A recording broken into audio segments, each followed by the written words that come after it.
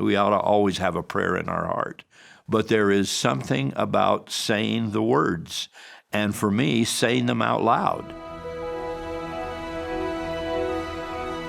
There are many lessons that come out of the Sacred Grove experience, and not the least is the opposition that Joseph faced before the great revelatory moment of the Father and the Son. Joseph said that he exerted all his power, took everything that he had, and so there's a pretty good lesson in that for all of us about muscular prayer, urgent, determined prayer to fight through, whether it's the adversary's opposition or the cares of the day or the distractions of our mind. I think one of the lessons that I get from that is the reminder to me personally that I need to say the words.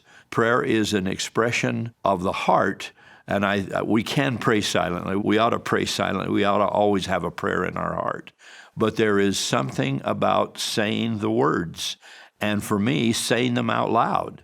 And so I'm reminded to not get by on the cheap, if you will, about prayer. We need to carve out time, and good time, high priority time, when we can say the words. Kneel where possible, be vocal, be out loud, and really have that communication. Individuals who might wait for their evening prayer until 11:30 and they're exhausted and the day has taken its toll and we get a kind of a half-hearted prayer out before we tumble into bed, I'd say move that prayer up when we're alert and attentive and can think about it and be powerful. This ought to be high priority expression, and just managing our life a little better, I think, can lead to that kind of vocal communication with the Lord.